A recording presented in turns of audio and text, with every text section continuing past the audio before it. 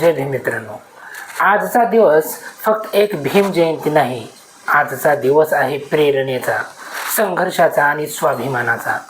आज 152 देश त्या महान युगपुरुषाची जयंती साजरी करत आहेत, ज्या व्यक्तीने अन्यायाच्या अंधारात जन्म घेऊन ज्ञानाचा दिवा पेटवला, ज्यांनी स्वतःवर झालेले अन्याय सहन करत संपूर्ण समाजाला न्याय मिळवून दिला, ज्यांनी सांगितलं शिका, संघटित व्हा आणि संघर्ष करा.